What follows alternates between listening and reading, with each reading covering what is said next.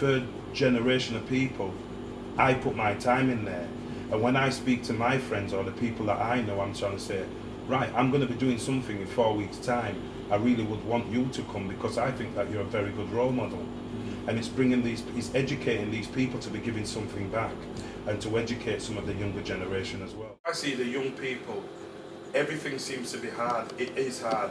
Life's hard, business is hard. I mean, what I'm hearing here is about networking and passing on the skills and knowledge to the next generation. Okay, I think we're saying the same thing, but I still feel that we can do more in reaching out to those young people. Yeah. Because if they're on the down low, and for whatever reason, definitely we need to be reaching out to those kids. What about us reaching out? We're reaching out to those kids and bringing and doing little things. I mean, right, when you've left school and you've got your own flat, you can't even cook a pot of rice. So you can come in here, I'll show you how to make this pot of rice. And if you've got no money, just get a tin of beans, chop some onion, put the beans in there, some black pepper, and put that on the rice. And you've got something in your belly that's cost 60 pence. So why bring kids in here and to show them how to do certain things, 15 and 20 kids for nothing. There's loads of stuff, but I'm not here to talk about myself and what I do.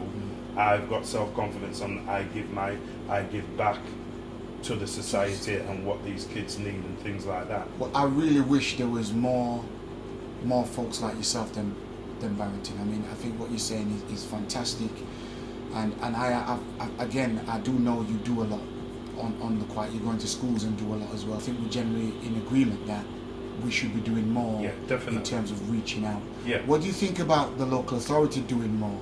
Is it down to the local authority to do more in helping that process, or should we be doing it for ourselves first and foremost? I think first and foremost, you've always got to put your money where your mouth is. And suppose you don't have no money. If you don't have any money, you can make people get confidence in people. To invest in you. Okay. What I'm trying to say is if you want to go and do a project and you say, right, I want to do this project, I've got no money, I'm wanting £150,000, or I'm wanting to do a project. What I've been doing for the last 6 months, I've been doing some charity events, and I've raised £20,000, and I need another 130. I'm showing you some willing in trying to recuperate some of this money back, or investing something into it. And then when you're showing that you're investing something into it, people are willing to invest on top of it. Not just wanting the whole amount of money for nothing. Alright, I hear that. Life's hard, business is hard, and it's like a relationship. You will go and everything's hunky-dory.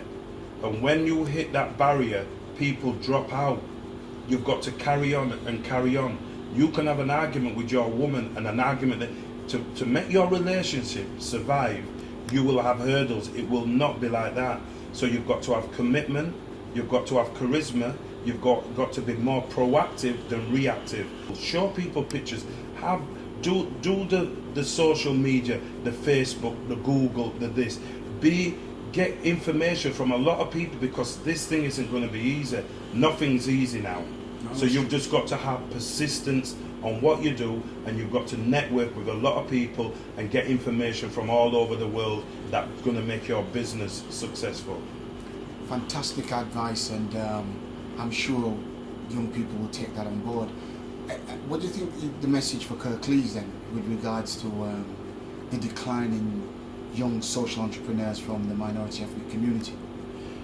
I feel that the decline in the young ethnic social community in Huddersfield is, I do feel fit that they have cut a lot of funding that's been going into programs, whether it's sports related, whether it's educating them on how to fill out application forms, and them giving just that little bit of a goal. If you do this, and there's the Princess's Trust and little funds for the business. I feel fit that the criteria has got a lot harder for these people. At the end of the day, we're in a recession, and every council, not just Kirklees, every council over the country has got to cut fundings, and for For Kirklees cutting fundings, they might have cut a certain amount of fundings in sectors, loads of different sectors, to make up £3 billion. So each sector's got to have some deficit. It's got to be cut, or else the Kirklees Council won't be here in the next couple of years. Yeah, I kind of agree with what you're saying there with regards to cuts have to be made. I'm not so sure if they thought about the devastation that it would do in certain communities, such as the minority ethnic community. I'm not sure, but I do agree with cuts have to be made. Yeah. In depth, I really don't know about in the ethnic minority group, how much in the community, how much the cuts have been made. But all I know throughout, whether it's the hospital sector, whether it's the bin men, whether it's the road gritters, whether I know in each sector there's everybody.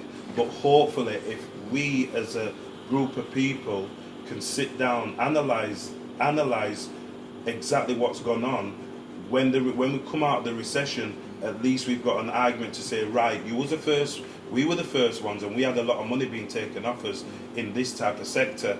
Right, we've got a game plan for the next 3 or 4 years. Can we be one of the first people to recuperate that funding to develop what we're missing? Where do you want Discovery Bay to be in 5 years' time? In 5 years' time, where I want Discovery Bay to be, I still want Discovery Bay to be in Huddersfield, but be a market leader in producing Caribbean produce, whether it's ready meals or things like that. And that's what I'm trying to do, try to get the profile and the branding on the television. So I will not be able to reach the whole of Great Britain by opening restaurants. I don't want to go that way.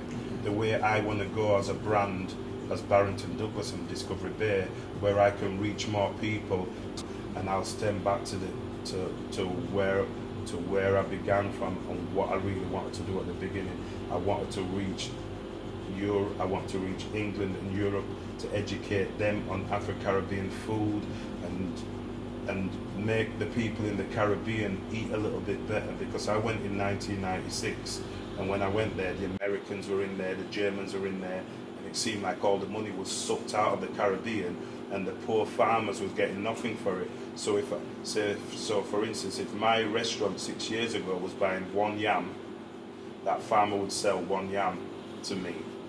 Now after 6 years, I need 500 yams. So that farmer's got to cook, but got to grow more, he can eat a little bit better. So the more people I can educate on this food, it's all about supply and demand.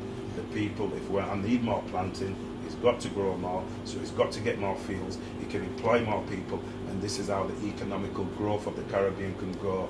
I think after we've had our independence, the way forward, we've got music, we'll always have music. We've got the culture, we've got the music, and we've got the food. For real. Well, Barrington, I have to say thank you once again. It's been an enlightening and a truly inspiring interview, and I wish you all the very best in the next 5 years, and hopefully we can get into all these supermarkets and boost the worldwide economy through food.